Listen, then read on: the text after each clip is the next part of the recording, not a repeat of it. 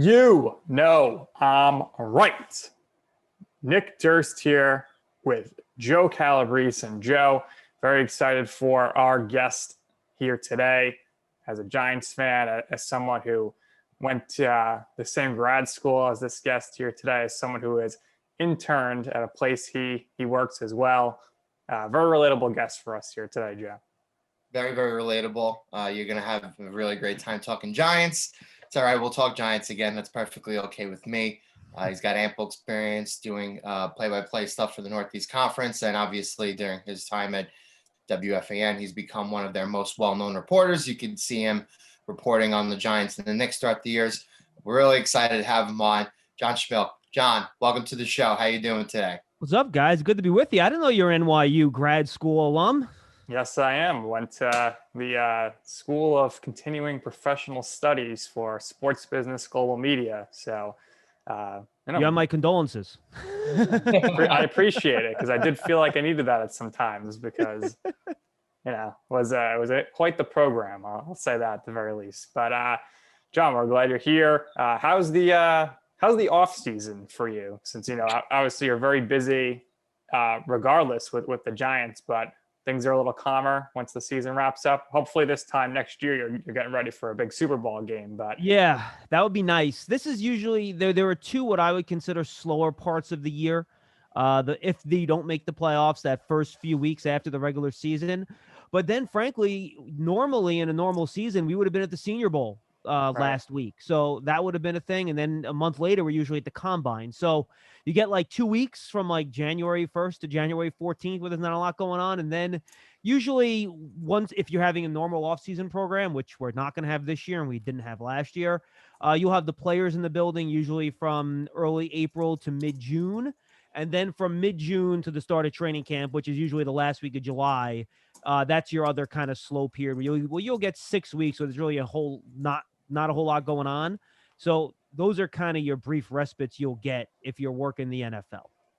There you go. So when you're in the off season, I'm guessing if there's not a coaching search or anything, the best time for you is probably like free agency and the draft in order to get content to talk about. Yeah, draft is huge for us. It's just something that a lot of people get into. There's a huge following. And frankly, there's just so many players to talk about. You have, almost 300 players get drafted every year, somewhere between 250 and 300, depending on comp picks, things like that. So there's just a lot of guys to talk about. It's a new wave of talent entering the NFL. Free agency is fun, but it seems it goes really quickly. You kind of figure out who's franchised, and then 2 or 3 weeks later, it's bing, bang, boom. These guys are either off the board in 2 days or 2 hours sometimes. Right. And then it kind of wears out. And then from basically that period, which is the beginning of March to the end of April, a month and a half, all you have is draft stuff, which is really a ton of fun and great. So that's something I look forward to every year. It won't be the same, like I mentioned, because there's no combine this year. But the draft prep stuff where I have the access to watch college film, to learn about these guys, that honestly for me, other than the games, is one of my most fun parts of the year. Yeah, the draft has become a year-round business, so people just go crazy for that stuff. And everyone always thinks they're an expert fan-wise when it comes to the draft. So it's always interesting to see who pans out, who doesn't. I'll say, guys, that I think is interesting that I was actually thinking about this morning, interacting with some folks on Twitter, which is never a good idea. Just don't do it. Stay out of your mention. But generally, I think in this world, when it comes to sports and everything else, by the way, everyone is way too sure of themselves. And I think people really underestimate the amount of unpredictability that there is, where if you really believe a player is going to be something, there's probably at least a coin toss chance that you're going to be wrong. And that happens to everybody. So I think just thinking about anything in the sports world or the business world or the political world with any sort of certainty and how things are going to be, let alone 2 years down the road, but a year or 6 months down the road, I think people put way too much confidence in themselves and being able to predict those sorts of things, given how much volatility and uncertainty there is in all these industries and professions. No doubt about it. Things are uncertain, and people who are in school now, they might be having a career that doesn't exist right now in 2 years. That'll give you their job. So I want to take you back here to, you're growing up, high school, college, whatever it may be. When did you decide you wanted to pursue a career in the sports field? I'm lucky. I kind of always knew, I was a huge, sports nerdy kid growing up, listening to WFAN all the time. And, my informative years, I was born in 1981. So, that early 90s role when I was in junior high school and starting my high school life, you had, I guess it was mostly junior high, when you had the Knicks in the playoffs every year. And then that went into my high school years. You had the Giants winning the Super Bowl in 1990.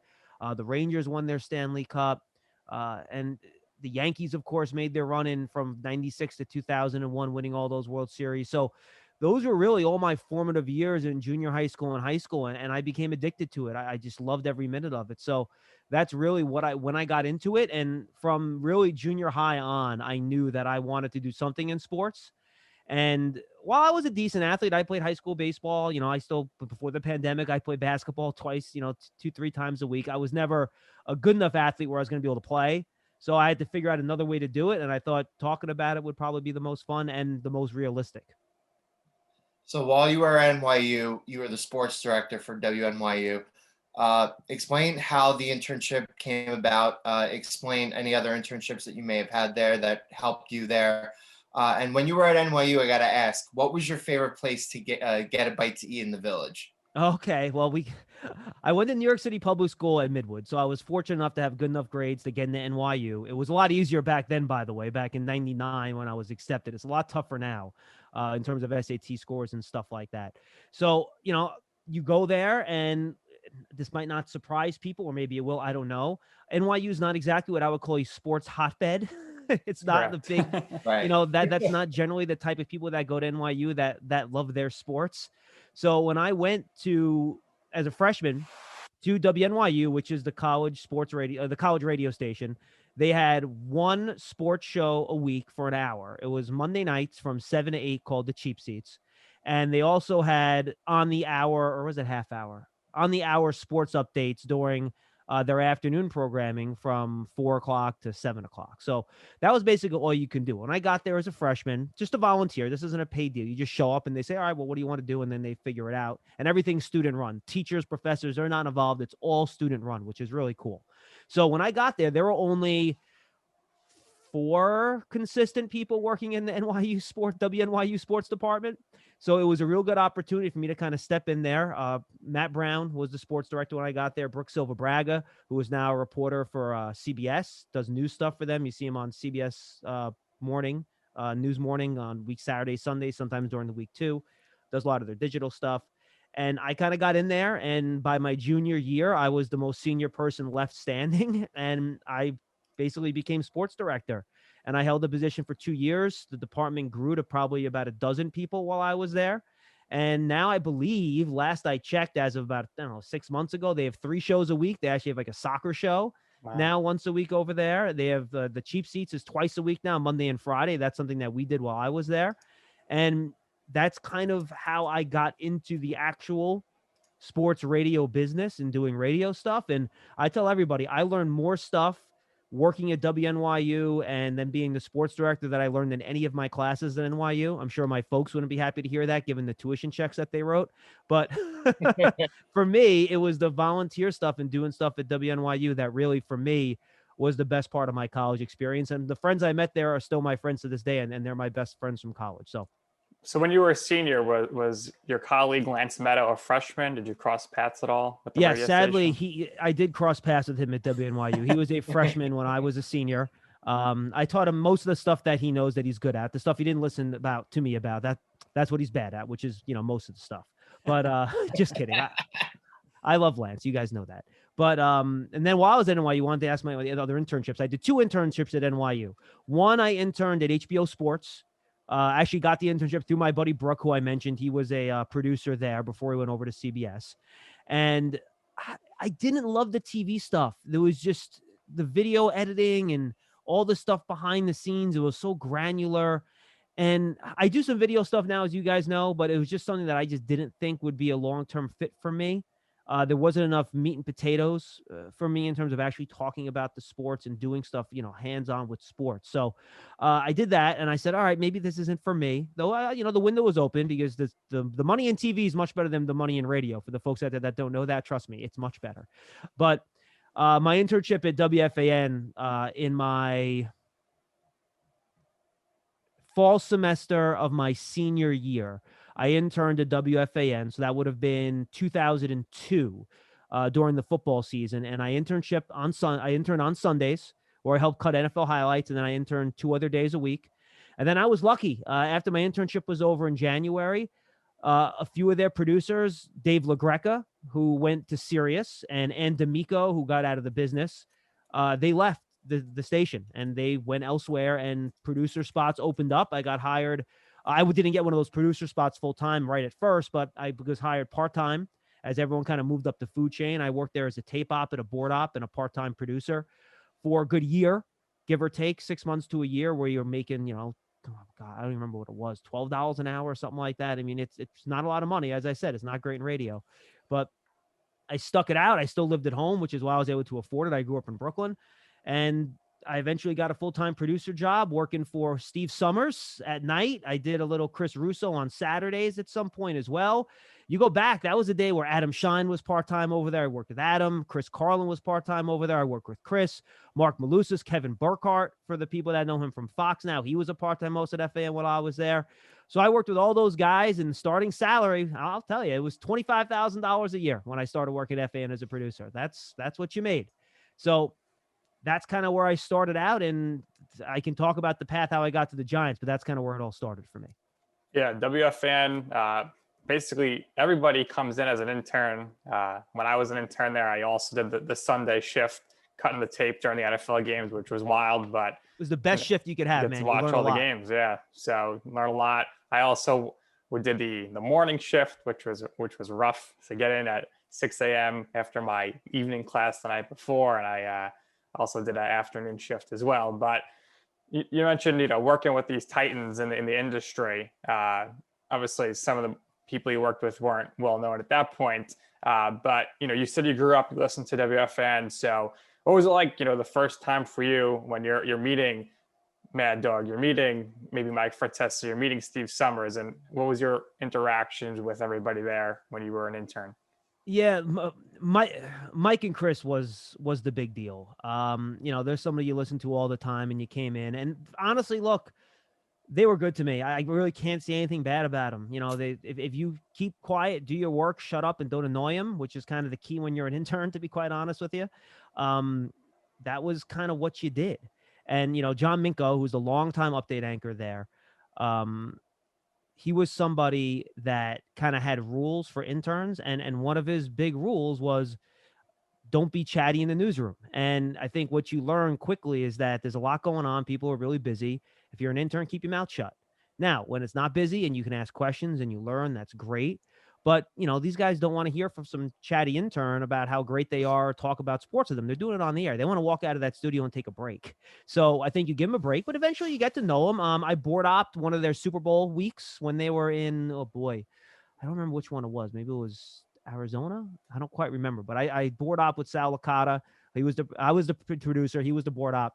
We worked one of their Super Bowl weeks, so that was fun. But yeah, Mike and Chris were great. Chris, the thing about Russo and Mike, which is funny, they're exactly like they are on the air. Some people are different, but nearly everyone at FAN, the exact same person on the air as they are off. And I think that's why it works, because they're genuine, and that's kind of, who they are. And it comes off that way on the air. Mike's Mike, but Dog is exactly, he's yelling, he's waving his arms around like a maniac, and that's just kind of what he is. And it was fun. And it was really a dream come true to intern there. So what I always wanted to do as a kid, and I was very lucky to be able to do it. So I got to ask you, since you bring it up, were you more of a Mike guy or were you more of a Chris guy? And was there anybody in particular there who was there then or still works there now, who you grew and developed a really close relationship with, who has helped you throughout the course of your career? Yeah, I mean, I can honestly probably text any one of those guys and ask for a favor. I don't really bother Mike and Chris much because they have a lot going on, but I could, text Adam, I can text Chris, I can text Kevin, and, we can talk. They have given me advice and stuff like that. I probably bonded more with those guys because they were kind of at the beginning of their careers, the same way I was at that point. They've gone on to bigger and better things, but, I can text or call those guys. They'll ask me for favors sometimes. I'll do the same. I think the beauty of Mike and Chris is that they work so well together. And I'll maintain this. I've listened to both doing their show solo. It's not the same. I mean, it's better. It was always better when they were together. So I don't like trying to separate those two and separate. I was a Mike guy and a Chris guy. I was a Mike and Chris together guy, because to me, that was special radio. That was really good radio. And I've never seen a pairing as good as those two since they broke up, which was really right after I left. I left FAN in 2007, and they broke up that September. Their last show, actually, if I remember right, was actually at the Giants facility, and I saw them there. It was up in Albany. It was up in Albany for training camp. They came up and did their show, and I was there, and I believe that was their last show together before they came back in September and announced they were breaking up. Wow, that is wild, wild stuff. And everyone always is going to remember that breakup there, and kind of just it changed the course of radio history. And things haven't been the same since. But a lot of talented people at WFAN, a lot of talented people in the sports industry in general who have come through WFAN. So walk us through here how the opportunity came about for you to join the Giants and be their producer and broadcaster, reporter, writer, etc. It's funny too, and I just want to bring this up also when it comes to the Fan, that if you watch ESPN now and all their programming, all of ESPN's programming is based off of sports talk radio now. Do you know what the Stephen A. Smith show is? It's Mike and Chris with different people. Right. I mean, all these shows that just run throughout their day are two people yelling at each other. Guess where that all started? That Mike all started at WFAN. Yeah. Even part of the interruption, Tony and Mike, they said we got this from Mike and the Mad Dogs. So everything just came from them. Everything came from them. And look, part of it is the economy of it. Those are the cheapest shows to produce, to be quite honest with you. You just put two talent in a studio with mics on, and you throw a couple cameras in there and you're rolling some B-roll. That's a cheap show to produce, which is part of it. But the entertainment part of it really all came from sports radio. In terms of the Giants, I worked there on Sundays when I was an intern. And as we move forward, the Giants producer, Steve Cohen, went and became the president of Sirius Sports when Sirius launched. So that opened up a couple areas in terms of producing the Giants games, because Steve produced the Giant games for FAN. So they went through a couple different people who eventually then moved on from that spot. So eventually that spot opened up in 2005 or 2004, I think, actually, it might have been 03. So 03, I started board opping the Giant games with Matt Deutsch as the producer. I eventually moved over. I produced the Giant games in studio for a couple years. And then when the traveling producer left in 2006, I applied for that gig, which was still working for FAN, but it was traveling on the Giants team, playing to the Giant games to produce the games on the road for FAN, because that's how the contract worked with the Giants. So I ended up getting that gig. So in 2006, I worked for the Fan, but I still traveled to all the Giant games and produced the games in the booth. Now, the next year, the contract with FAN and the Giants ran out. So the way that the Giants wanted to do things in order to try to make, more money off of the broadcast is that they took all the production in-house. So rather than WFAN producing the games and selling a lot of the spots, the Giants took all the production in-house, and then they would sell more of the spots on the broadcast, right? So that's how the economy worked. So the Giants, therefore, had to hire a producer to basically build their radio department from scratch. So they interviewed a bunch of people, and I had a leg up because I did produce the games the year before. So I had a relationship with, people like Bob Papa, people like Carl Banks, people like Dick Lynch, people like Dave Jennings, and the folks over at the Giants. So I ended up getting that job. I moved over in June of 2007. So we had a 2-month breakneck pace where we had to basically hire part-timers for game day. We had to buy all the equipment. We had to build everything from scratch. And we got on the air for our first preseason game in August. And that's kind of how I moved over from FAN to the Giants. And one of the reasons I moved, because look, like I said, FAN was my childhood dream. I was very hesitant to move, but I talked to the folks at the Giants and I'm like, guys, look, I want to try to do some stuff on air. And they said there would be an opportunity, whether it's for the website or on the radio broadcast itself. And if you come, you will get that opportunity. And I thought it was a better opportunity there than it was at FAN, where obviously the demand is unbelievable. It's a real crowded room there. I had done like one overnight show there, but I never got anything more than that. So I moved over, and that's kind of how the Giants thing started. And that's kind of right when the digital revolution was beginning, where websites are growing bigger and bigger. High-speed internet was getting everywhere, all that stuff. So it just opened up more and more possibilities on the website to do everything we're doing now, which was great for me and frankly, a lot of fun. Yeah, we talked about this with Lance, but when you guys are there at the Giants, there's a big change in the sports industry to really go web heavy and then of course social media heavy. So talk to us about the major changes you see in that aspect from when you started with WFAN and everything was still pretty like standard. All right, we're all about the radio. It's going to be the same to where now things are very more reliant on video and website digital technology and social media.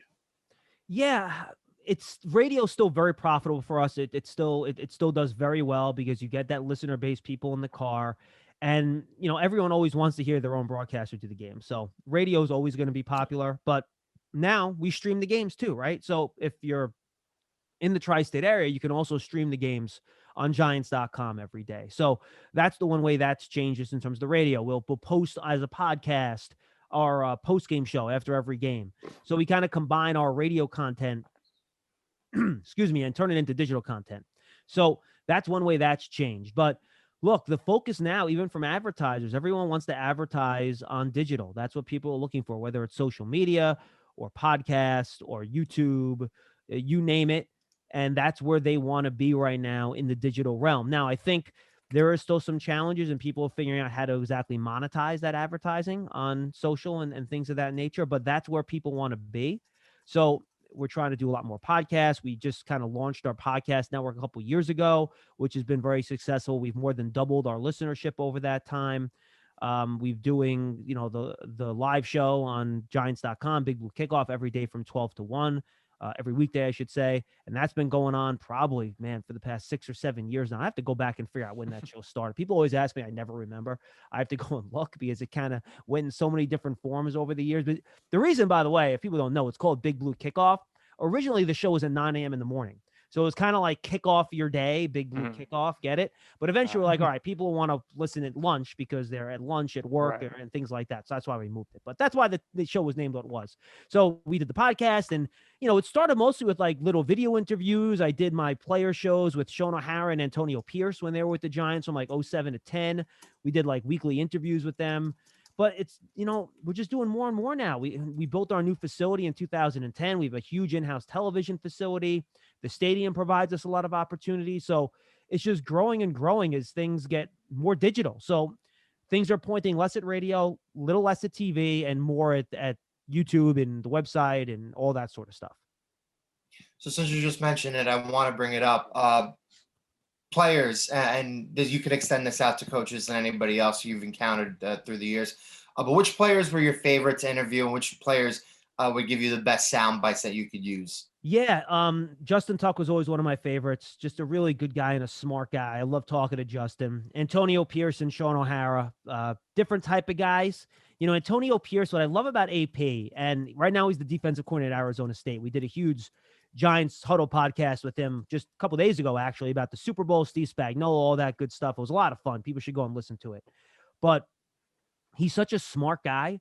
And even when I talked to him 2 days ago, he would remember individual calls that they used in the 2007 Super Bowl. Wow. But he also has that I grew up in Compton edge to him where, like, be afraid of Antonio Pierce. Like, you don't want him to be mad at you. And it was just like that perfect combination of intelligence, but also edge. And it was just so much fun talking to him because of that. Sean O'Hara is a Jersey guy, and he just has that Northeast offensive line way about him, and also a very, very smart guy.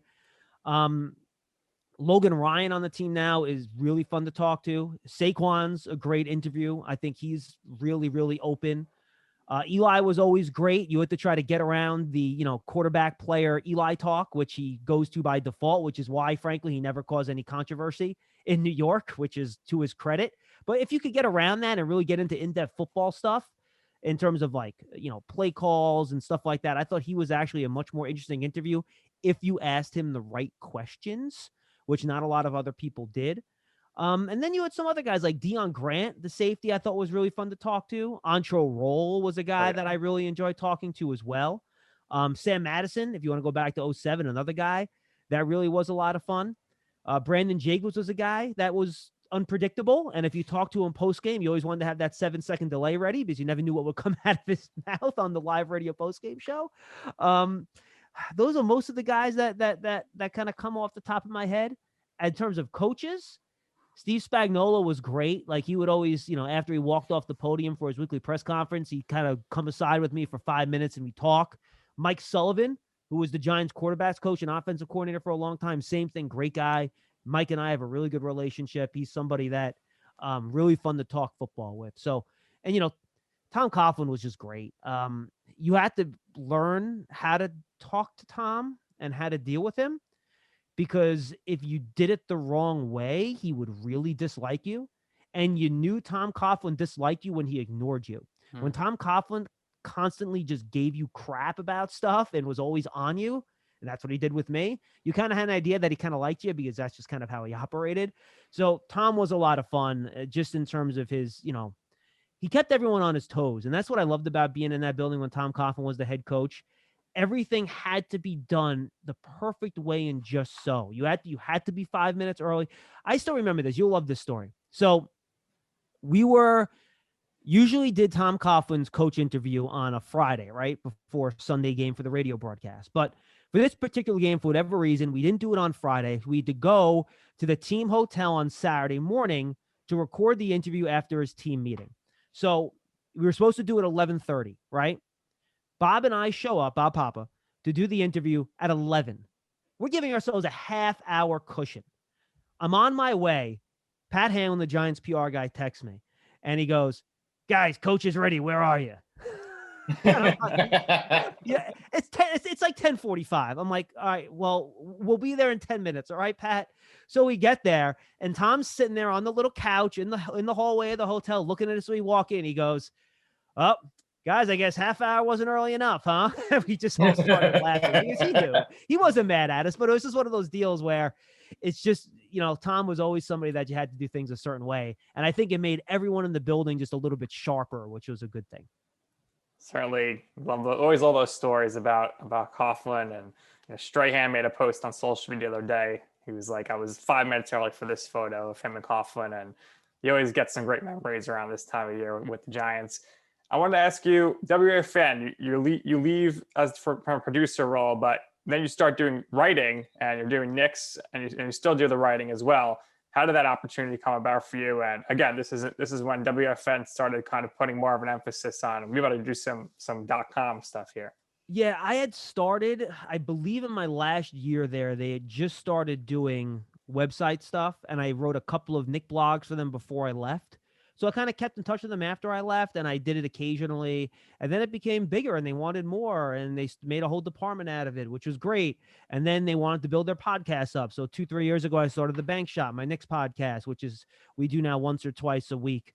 And look, you don't get rich off of that stuff. I can tell you, I do it more for fun, just because I watch the Knicks anyway, and I love the team. So it's kind of more fun for me than it is work.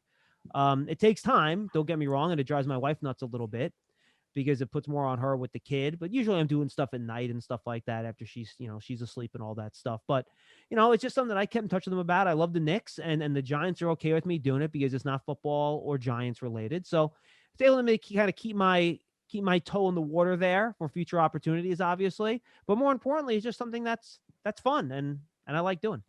No doubt about it. And you also have done a lot of silent reporting, play-by-play stuff as well with FiOS and the Northeast Conference. How did those opportunities come about for you? Yeah, I did some FiOS stuff for a couple years, mostly high school stuff locally. I got turned on to them through one of my guys over at the NEC that kind of dealt with the producer that kind of worked those games. I haven't worked FiOS in a bit, but the NEC stuff is something I got into probably back in 2004 or 5, maybe even 3. And how I got into that was one of the guys that I worked with at FAN, Jared Gelfond, had gotten into doing some basketball games with Paul Dottino, believe it or not, who obviously is my colleague now, calling radio games for Fairleigh Dickinson, which is a team that's in the Northeast Conference. So I started by working there at the school.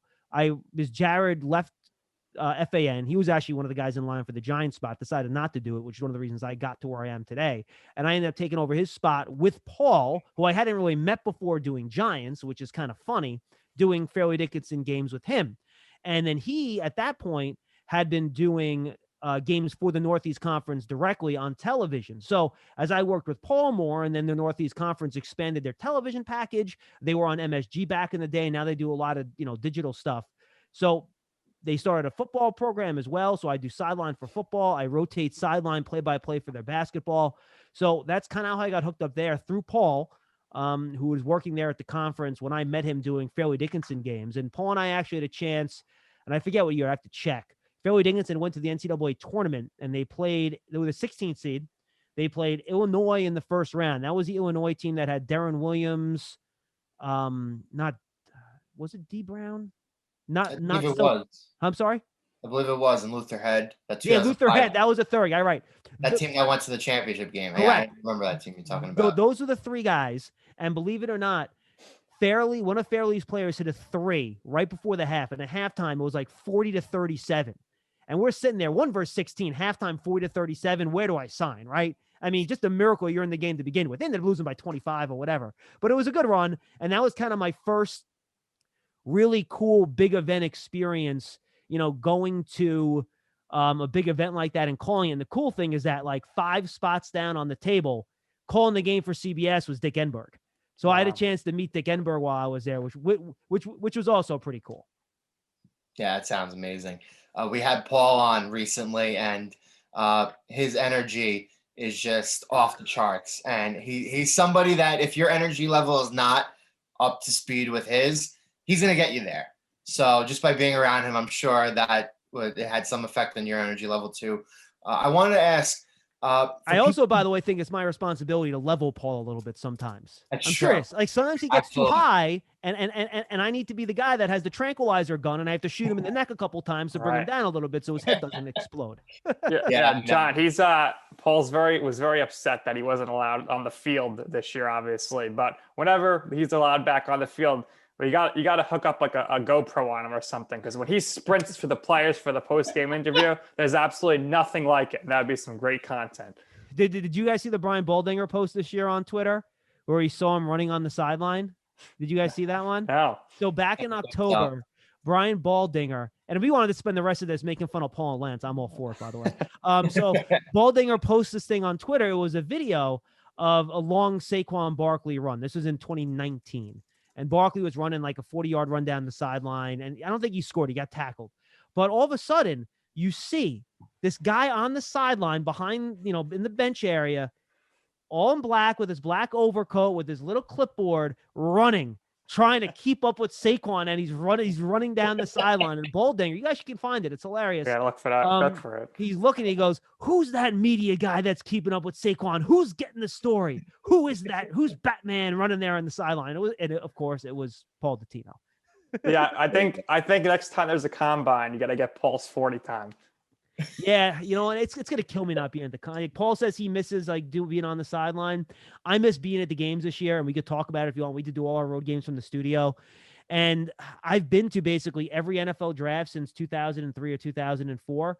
And then the last couple of years, I've kind of been given TV responsibilities in-house. So I haven't been to the last couple of drafts, which has been a little bit different for me, which hasn't been quite as much fun. But those are some of the events I love: the combine, the draft, and being at the games.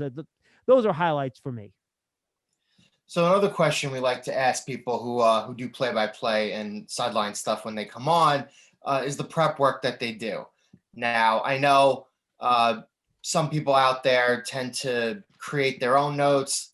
Some people who we've had on who work for the major companies, they have kind of like templates already made for them, and they kind of go off that and do the research that. So what is your prep like? Are you the type who's got the 1,000 sheets? Are you the guy who now has everything pretty concise in an iPod or maybe a tablet? So what kind of work do you do for the games when you do them? I've only done play-by-play for a couple of football games, and I could tell you football games are extremely challenging. especially college games, because you have literally a bajillion numbers to remember, and guys have repeat numbers on offense and defense, and it's just hard to memorize all of them. I haven't gotten into a groove yet for football where I could give you like, all right, this is the best way to prepare for football. I haven't done enough of those.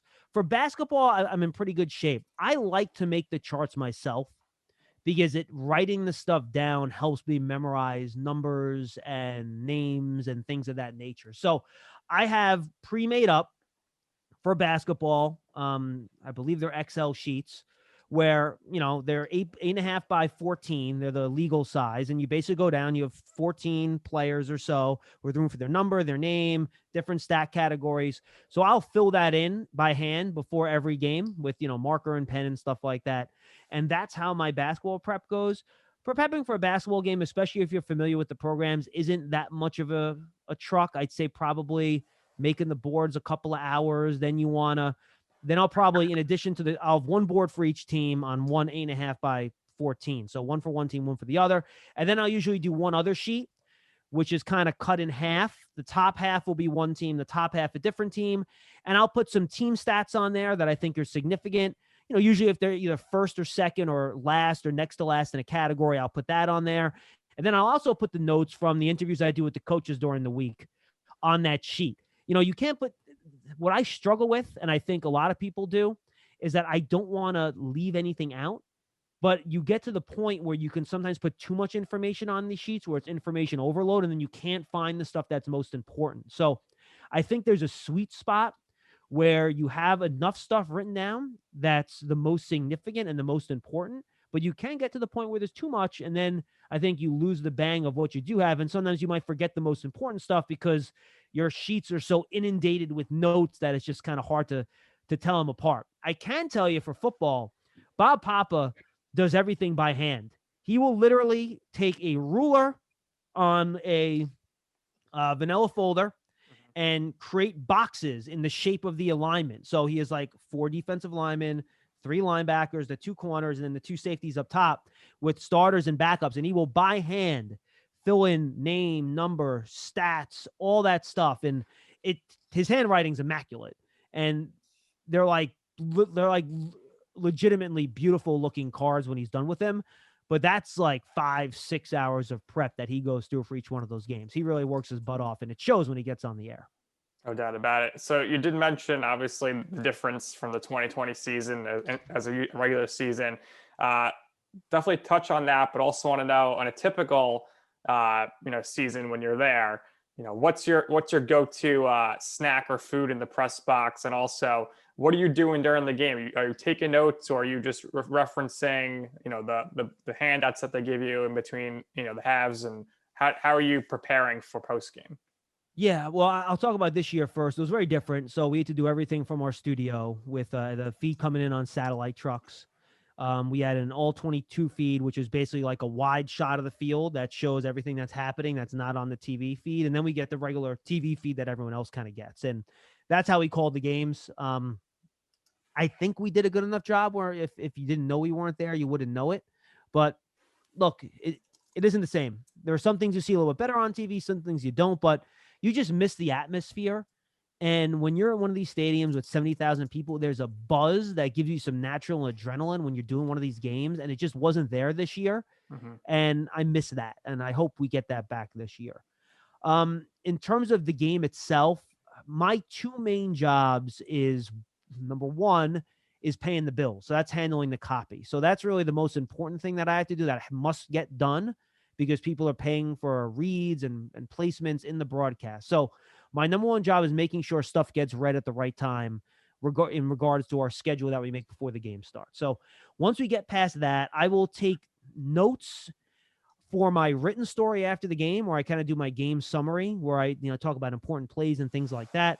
So I'll kind of take up a running log of the game and just note the important and key plays that I want to go back and look at on tape when I get that either later in the evening or the next morning. So I can kind of write what I need to quickly, because you want to turn that game story around as quickly as possible. And then the other thing I need to do is be in Bob and Carl's ear about things that I see that maybe, Bob's looking at a chart or Carl's looking at a replay. If I see something on the field that they don't, or if I see something on TV that they don't, to let them know, to say, all right, we're getting to a situation where it's 3rd and 4 at the 39-yard line, I'll go in the air and say, hey guys, remember this could be 4-down territory here. So they might try to go for it if they don't make it here on 3rd.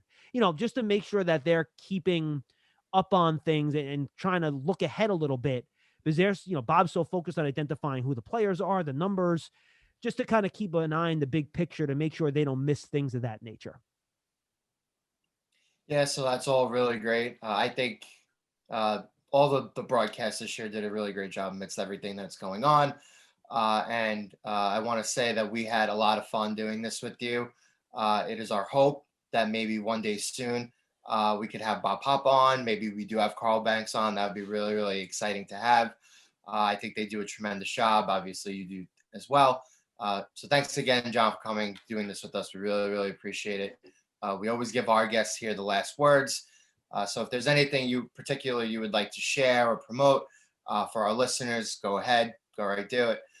Thank you again for doing this. Really appreciate it. No problem. And I'm a sweet tooth, by the way. I didn't answer your snack question.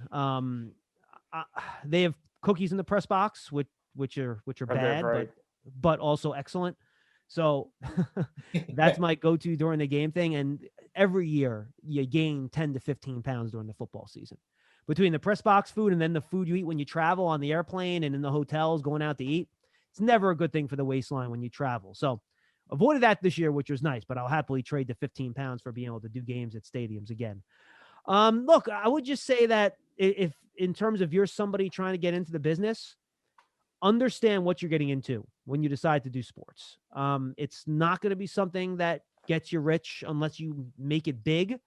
And the odds of that happening probably are just not great. Just it's math, folks. I'm not trying to, discourage you, but it is what it is.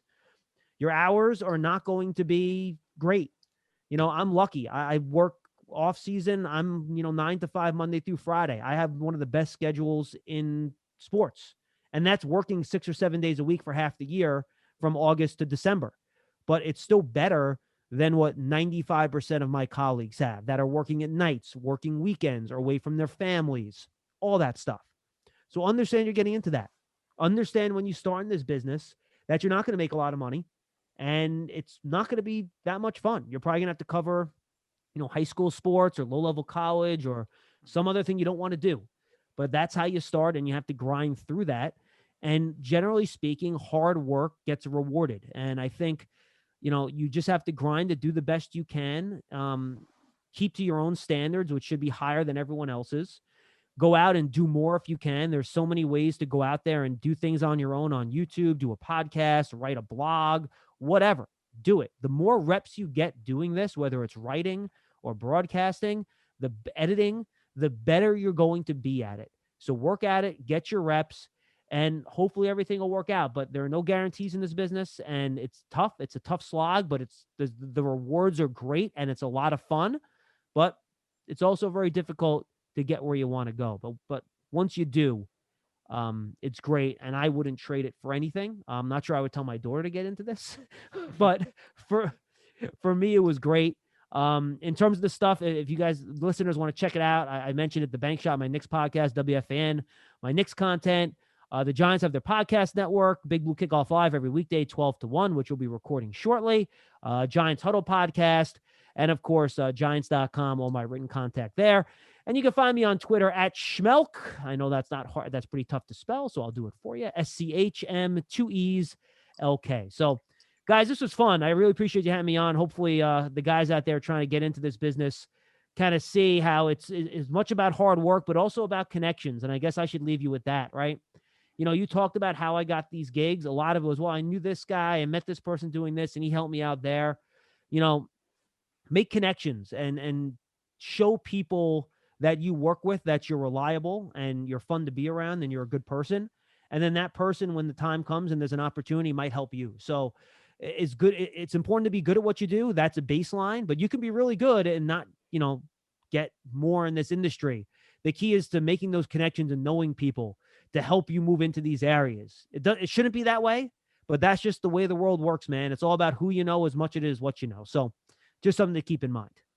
John, we appreciate the advice. We know our listeners do as well. Thank you so much. We appreciate your time. We'll have you come back on in the future just to do a full Giants talk and Giants memories episode, because we know you have a lot of stuff there. But we thank you for coming on.